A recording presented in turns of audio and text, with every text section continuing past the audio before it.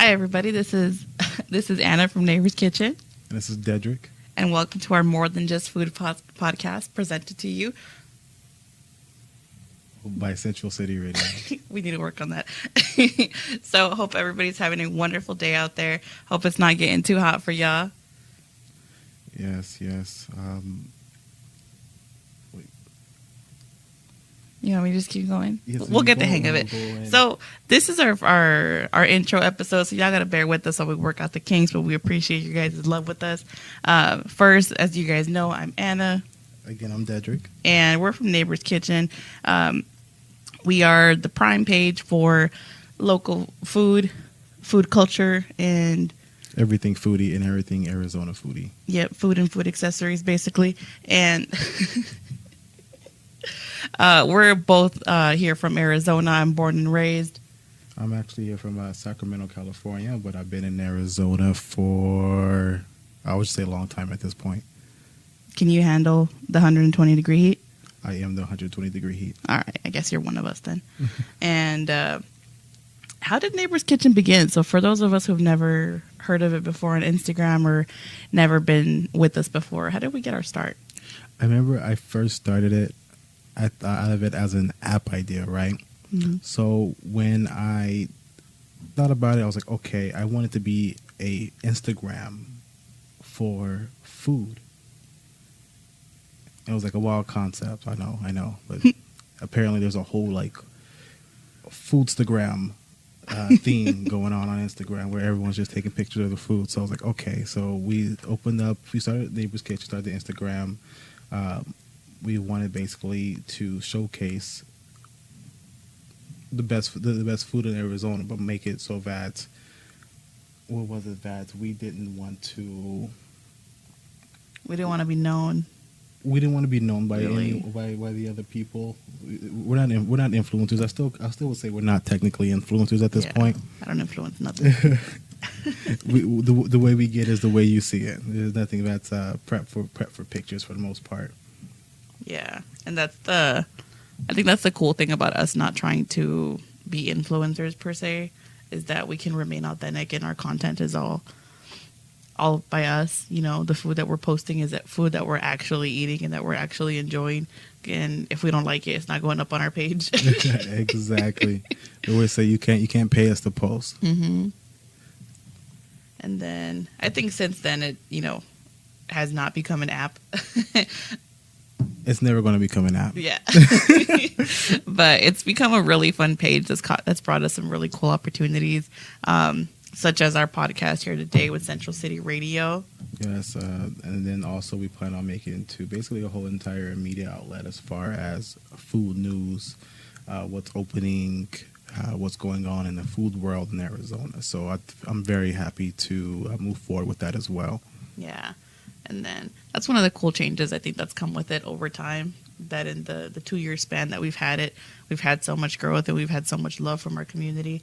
I think because they see that we're trying to stay authentic, but also because we're actively eating at the places that they eat, and, they shoot us a recommendation and we're like, all right, we got to go try it. We're there. You tell us, say, hey, have you tried this spot? And I haven't been there. I'll probably be in there within a week probably. Mm-hmm. Yep. And then has Neighbor's Kitchen for you changed your perspective or your idea or your food, like your feelings about food? My feelings about food, I feel like there's more of a story now because like at first, you just do it for the love of the food. Mm-hmm. And then that's why we have this podcast today, because it is more than just food. We go to a restaurant and you talk to the owner and you just start getting that story from, like how they started out, mm-hmm. all the trials and tribulations, how they got to where they are today, and seeing them like at this point, and then also still giving us quality food. It's amazing. Yeah, it really is. I think sometimes we underestimate what chefs or cooks or restaurant owners have to go through to be able to have that grand opening day and bring us their dishes and their drinks, and the courage that it really takes, because I think that the restaurant industry, I don't think we ever realized how vicious the restaurant industry can be. Like, That is true. how quickly some places can open and close and then just never, never make it. So Shout out kudos. Condessa. Yeah, I know, RIP. And shout out to all of the, the small businesses out there that are making it and working to keep their doors open and bring us all their flavors.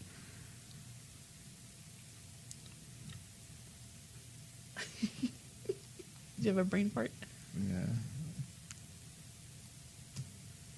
So, like, when we talk about Neighbor's Kitchen, and there's like, is there like, has it brought to you like any new people, like any new friends, anything like that? Oh yeah, definitely. Many of them calories, but some of them have been really successful pages that we can look up to, and people that we've met that are really genuinely trying to help us succeed. One of those people has been the amazing Cynthia Saucy from fabulous Arizona, and now I call her Superwoman. yeah, She does everything. yeah, and then now fabulous Washington, Wisconsin. She's just, her expansion game is crazy, and we really look up to her, and her work ethic is out of this world. And I don't know. I can sing her praises all day. Someone who sat there and said, "Okay, I've conquered Arizona, and let me conquer the basically the rest of the country at this point." Mm-hmm. Yeah, we really gotta give it to her, because she's also somebody that teaches us a lot about what it is to kind of persevere, and no matter what's going on, you gotta remember to keep bringing that content. I think sometimes as we're a little bit new in the, like in the social media world, I think we kind of will be like, oh man, I don't feel like posting, or like, oh, I'm a little bit tired. And we see Cynthia like on holiday, she's on it. On it, yeah. And we're like, dang, like if she can do it, like we can also do it. So that's somebody that we really look up to, and, looking forward to see all the cool things that she does. Exactly. Who else? I believe Right on Ruby's taught you a lot as well, right? Yeah, Right on Ruby. That's my girl. Cynthia Beretta and then her wonderful husband, Mr. Ernesto, are usually at food events. She has written the Arizona Wine Book, telling the story of over, I think now 30 wineries that are from Arizona, in Arizona. Mm-hmm. And her writing is so beautiful, first. And the way that she talks about food is just so coming from a place of like the heart and of like emotion and like connection with food, that I'm like, oh, it's so beautiful. But I also want to be a writer. So for me to meet somebody who's established in the writing world and is doing what she loves is like, whoa, like that's possible. You know what I mean? Definitely. I think that's such a great friend to have as well, because you wanting to be a writer, it's always, you can take a look at her work and what she's done, and she's always working with so many other pages and other companies, and it's just, it's goals. You want to get there, and she's not a selfish person at all. She's going to help you get there. Oh yeah, definitely. I've heard people say like in the past, like, don't meet your heroes because you'll be disappointed. That is definitely not the case with with Christina. She's so sweet. She's so kind and down to earth. And I remember the first time we met her was at a food event, and it was us and then her and her husband sitting like next to each other, all at a table. All at a table. Was the influencer table, but it was only two. It was only two influencers. Yeah, it was only two. I'm the worst example of an influencer. But yeah, so it was just us two, and we really just hit it off all night. And then I saw her probably like 6 to 9 months later at another event, and she was like, Anna, oh my goodness, I haven't seen you since the last time. And I was just like, like she remembered me. I just felt so honored. But that's really somebody that I look up to, and somebody who's doing it, actively doing it. And then, I don't know, can you think of any challenges that Neighbor's Kitchen has gone through? Challenges? I think, with someone who we're trying to do something that other people haven't done. Mm-hmm. That is really like the goal for Neighbor's Kitchen, to just be different. And I think our original goal was, or one of our original goals was to create a platform for other foodies. Mm-hmm. So, of course, we have, of course, you're writing, and then we have, other influencers that we were working with to get them to write as well. Mm-hmm. And it's not because we want to make Neighbor's Kitchen so great that you're pushing out stuff with us, without having to be asked or anything like that. And I feel like we kind of slacked off on Neighbor's Kitchen a little bit. Mm-hmm. Yeah, and that's our why website. we're coming back hard with the podcast. We're going to be doing the media thing as well. So we're just going to go all out. But I think a challenge is that Neighbor's Kitchen could be a lot greater than what it is today, even though it is pretty great. Yeah, I think definitely finding other content creators that are excited about food, like in a genuine way, and not just see it as like a money making tool or like as a job. We want this to be something fun for everybody, and I think that's also one thing that we've kind of struggled to find is people who just do it for the love of food. For the love of food, and that's the biggest thing, because like we say this all the time. You'll hear us say it 10,000 times on the show. We're not influencers. We care more about the community than we do about getting paid from taking pictures and making appearances. If you want us to be there, we'll be there. Like, if we have time, we'll make it. If we can take a good picture and it's a great picture, we'll post it. It's solely we're for Arizona. Yeah, and the food. And the food. Arizona food is amazing. I know, because we're here to eat, and Arizona is such a melting pot. It's crazy that it's really one of the biggest cities in the U.S. now, because so many people come here to go to school and so many people come here to like retire and stuff. And because of that, you have such a blend of like food that's like very Instagrammable that would appeal to like the younger population. But then you have food that's like, it doesn't necessarily look good on the plate, but once you try it, it's just like a spiritual experience. I've definitely had food like that where it's just like, I've taken like 100 pictures. It's not working out for me, but this is amazing. And it's like, maybe if I try, I'll come back again and I'll try to take another pictures. And I was like, maybe I'm just not getting the right angles. Yeah, no, it's definitely a struggle sometimes when you find those little places. But man, that food be so good. Yeah. Is there like a dish though, like that you've tried that turned you into a foodie? A dish that turned me into a foodie. Oh man, that's a hard one. I think categories. Hold on. Does it have to be like a home cooked dish, or does it have to be like something I've eaten outside of the home? Something that made you discover the love of food, regardless. Okay. It was the first time my mom took me to Mérida, Yucatan in Mexico. Okay. I was like 4 or 5. Yeah, going way back. And it's called an hojaldra at this day. I still say to this day, we're going to serve it at our wedding. And it's like a croissant, like pastry, and it's topped with some caramelized sugar on the top of it.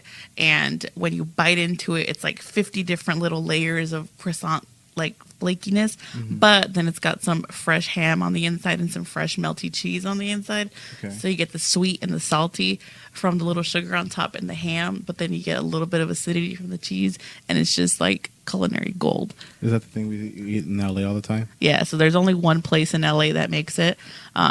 It's called La Flor de Yucatan, the flower of Yucatan, and they only open 1 day a week. And if you don't place your order before that, you're not getting one. So we'll usually order like 7 at a time. I remember back, I believe it was one of the first, it was before Neighbor's Kitchen, but we went to one of the first like food festivals that Arizona had. So I remember it was just like the Great American Food Fest before they brought it here one time. It was only in Arizona one time. And then after that, they only have it in Nevada for some reason. Yep. But they had all these food trucks. Even White Castle was there before White Castle became really a thing in Arizona. Yeah. And it was so much great food. And we were just taking pictures of everything. And this was like just a post like on our own personal feeds. And it was like, man, everyone was like, oh my goodness, you guys are really foodies. And my mom used to call me. She's like, you guys are such foodies. And I was like, I think it's never really heard like the word foodie before. Yeah. And just from there, I think we always wanted to go to different events. We went to we drove out, went to an event in LA. Yep, and the Ooze Fest in Anaheim. who was that presented by? Food Beast, right? Food Beast, yes, and that was amazing. So having like just starting off with those and discovering like our love for like just crazy food, because like it's not like the normal things that you would get. So just getting that crazy food and noticing that it's also here in Arizona, and it's at a local restaurant. Like most restaurants are going to have something that's going to pop more than anything else on the menu. Some restaurants have many of those, some have one or two. Either way, there's a lot of love placed into the meal itself. Yeah. So just having like, you know, just that love for the food. I think that's why we started this and getting us to move forward. Yeah, I think speaking of the Ooze Fest, that reminds us we were at Disneyland that day, and we left Disneyland early to go to that food festival. That is also true. We left Disneyland. We left Disneyland with I think was it Val was with us at the time, right? Yep, with a toddler. With a toddler, we left Disneyland with a toddler and went to a food festival in the middle of where was it? I don't even know. I want to say like Orange County, but it was like no. Pretty sure it was in Anaheim. Was it Anaheim? Yeah, California's way too big. California's huge, but yeah. So I think it was like in the middle of Anaheim. So yeah. We left and went in the middle of Anaheim to go to this. I think it was like a little street that was blocked off, and all these random food trucks. We're just there. It was probably one of the greatest experiences of my entire life. I'm not gonna lie. As someone who just literally came from Disneyland, you're like, this food was better. This food was the best thing of my entire life. I know. I don't think they do Ooze Fest anymore, but I know. What's up with that? Food Beast, bring it back. They had I hope somebody does it here in Arizona. They had a rainbow grilled cheese sandwich. That was delicious. Was it Twisted Munchies has the rainbow elote though? Yep. And I don't know how I feel about that. You know I love elotes, but I don't know if all that stuff will work on it. I mean, don't get me wrong, I love a loaded elote, but to have all that stuff on it, I don't know. I gotta try it out. I gotta find out for myself. You gotta respect the culture at times, huh? Yeah, but I mean, also a unicorn elote. I mean, how can you go wrong with that? They're beautiful. Anything else ridiculous that you love? Anything else ridiculous food? Yeah.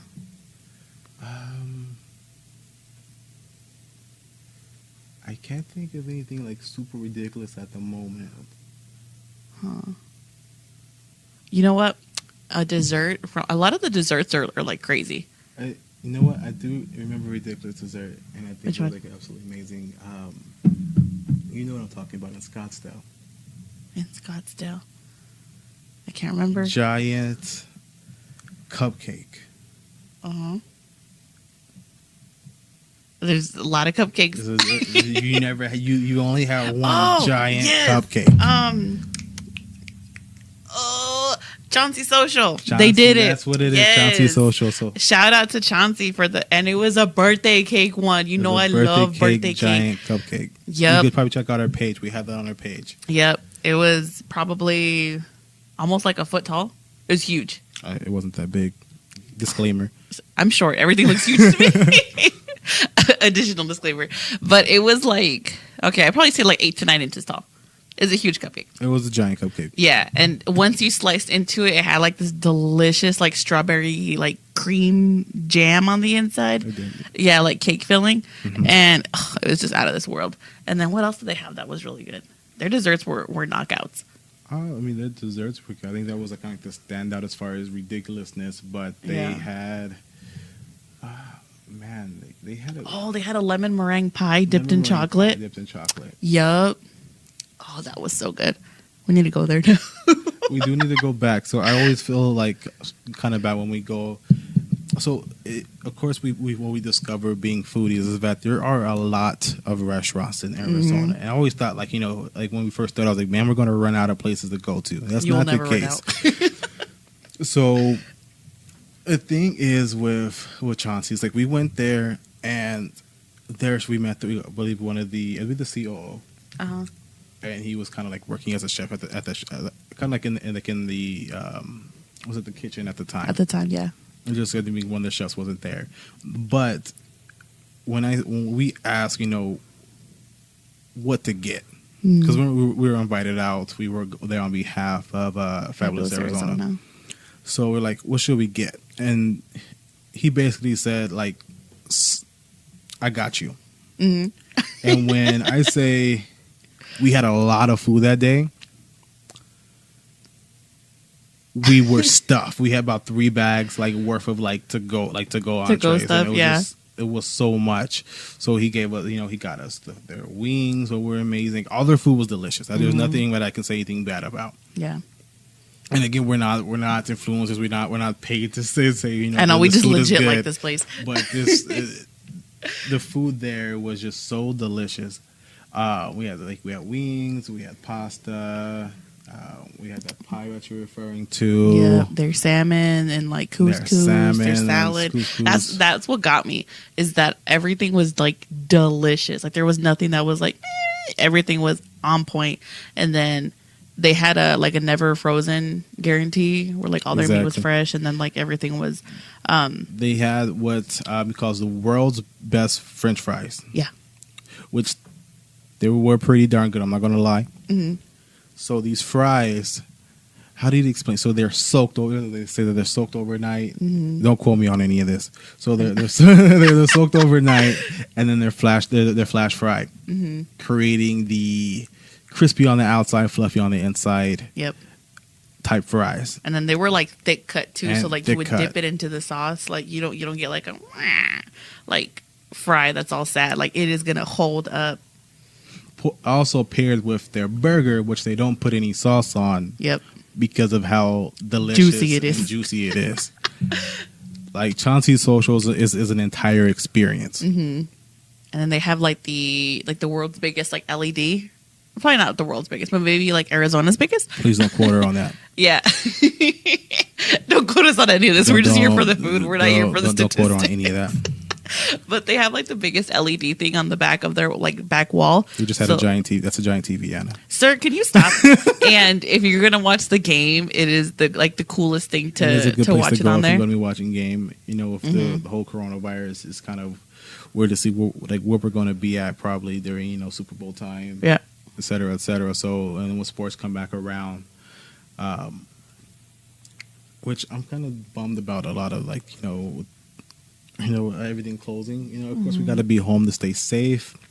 However, I wanted to go to a lot of events to eat food, especially sports events. I think it's really important to go to basketball games, see the Suns, mm-hmm. see the Diamondbacks, see the Cardinals, the Rattlers. And the Rattlers, they're still inside where the Suns play. Mm-hmm. But the food that's going on there, it's not just normal, hot dogs and, a little bit of chicken here. They have full on creations. Yep. I believe we had a taco cake. It was what is it?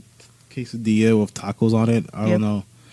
When we went to a Cardinals game a year or two back, and I just want to show everyone when they know what what either they're missing out on or what they could be getting when they're going to these events.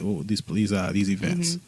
Yeah, I feel that's also part of supporting your home team, is going to the games, and being there for them, mm-hmm. and helping boost morale, because it's so sad when you go to a game. It's Cardinals versus Raiders, and it's just a sea of black and white and one little red shirt.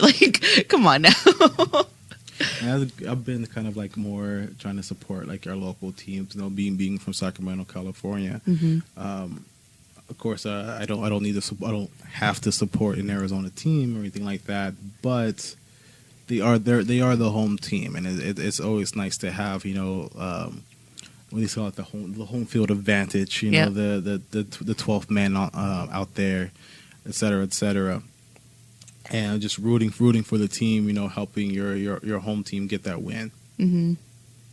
Yep, kind of helping them with that little home advantage, because they mm-hmm. get the love of the crowd or whatever. I'm not sure. I've never played a sport, so I don't know how that works, but I think it's the good vibes that you send them. Yeah, and it's kind of just if we go. What was it? If we go to these events. Mm-hmm.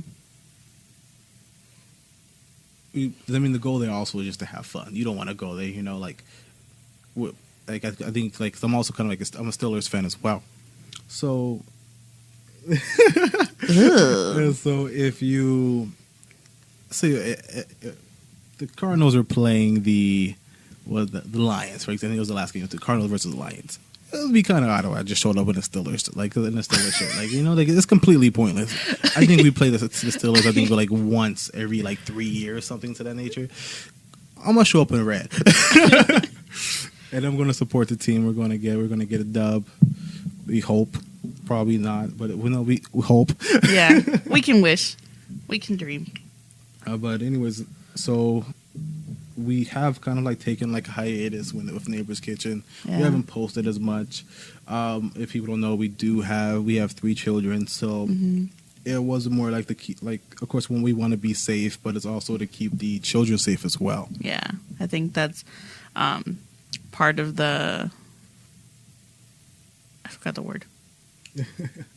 I think that's just part of of the experience of having a food page as like your fun, is that when something happens that impacts the food community, it also impacts you. You know what I mean? Exactly. Because like we don't do this like for work. You know what I mean? Like we do this for fun, and so for us to already have a whole other things on top of our plate, like having the kids at home constantly. We have the kids at home while we're working our 9 to 5. Or it's more like a 9 to 8 because you work 10 hours. Yeah. but we're doing that with the kids at home, and then of course we want to cook more as well for the kids, so we're not, because a lot of people who are they're following all the CDC guidelines, and what's happening is they're going to go get food, and then bam, the whoever delivered the food or someone at the restaurant basically gave them coronavirus. Yeah, and so we're still parents above everything else, above content creators.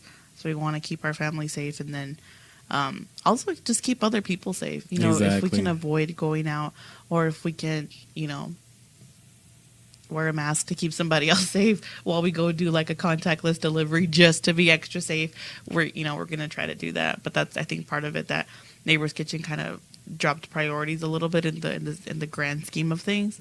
But now that there's guidelines like for us to be safe and stuff, we're like, all right, let's pick it up. And then also with not posting and being ready, like doing events for Neighbor's Kitchen, we kind of started like a whole other business as well.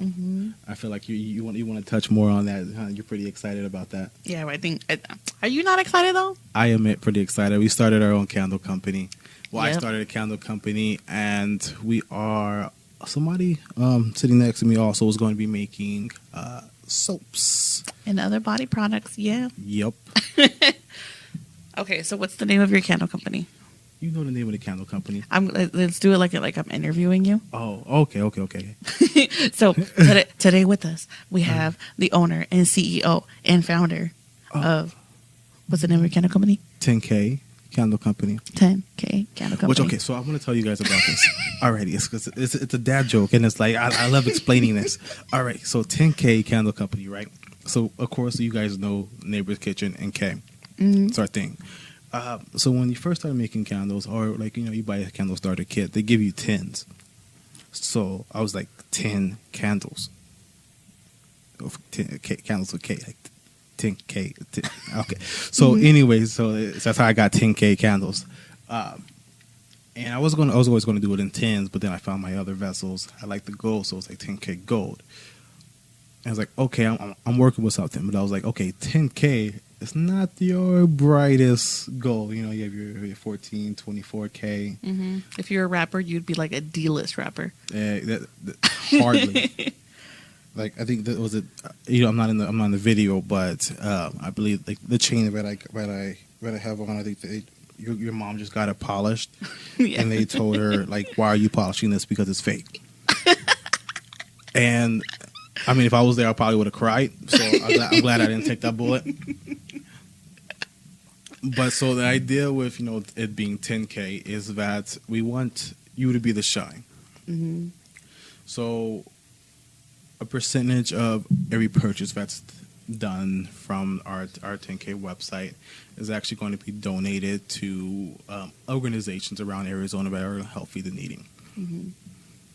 So, I mean, one of our first donations we're going to do, well, let's like to announce it now, is that we'll be donating $100 to ASA Now to help replenish some of their pantry. So, if you don't know ASA Now, Mm-hmm. they help foster families. Yeah. And they do everything. Everything they could possibly do to help out foster families. Mm-hmm. But what the donation that we're going to be making will be to fill up some of their pantry and get some of those families fed, or we'll also probably be split between getting them gift cards as well to go out, basically a dinner on us. Mm-hmm. And I'm so happy to do things like that because, you know, even with Neighbor's Kitchen, even though the 10K Candle Company and Neighbor's Kitchen are separate, the whole idea of it all is just to help out and be a pillar in the community. Yeah, I think it's a new era of like business owners being a part of their community and, you know, actively working to kind of help the people that support them.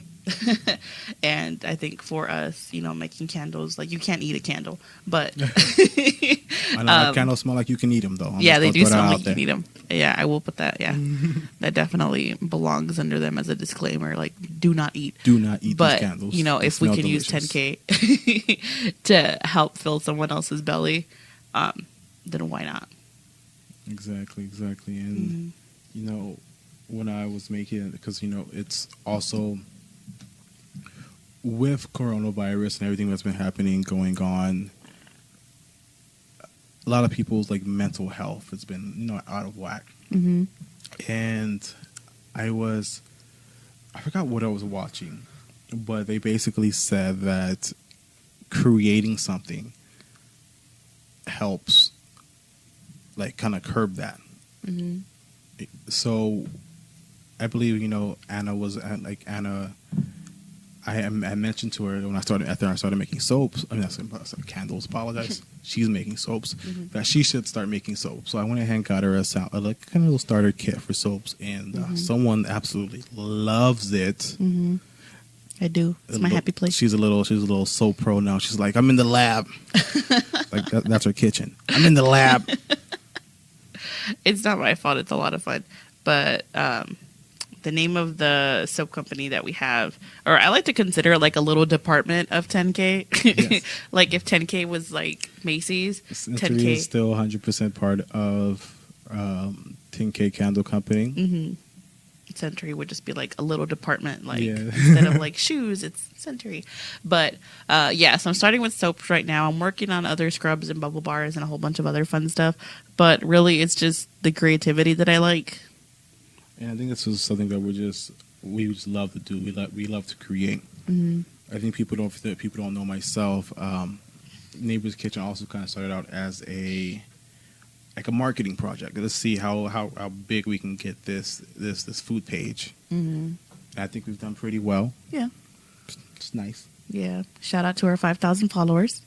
And that we do need to do a 5,000 follower giveaway. What should we do for a giveaway? Why not give them some candles and soaps? Oh yeah, we should do that. Oh like, yeah, like a quarantine survival kit. Quarantine kit Yeah, quarantine kit. So you can smell good and your house can smell good. and the gift card, Yeah, because you got to have food to survive the quarantine. that's true. Gotta eat. Actual factuals. But okay, so we've got 10K going on. We've got Century going on. For those that don't know us, you mentioned that we got 3 kids. We have 3. So we have 3 kids. Let's see, Val will be 5 in September. So they're currently a 4-year-old. Mm-hmm. He's 3, just turned 3, Mm-hmm. and then Donnie boy, he just turned 1. Yeah, he just turned 1. So we're busy. Yeah. So that's the first thing people say when we're at an event and we tell them we have 3 kids. They're like, "Oh, so you guys are busy." Yeah. Yeah. So Yeah. so it's always like we do a lot already, and there's not an issue with that. We absolutely love our kids.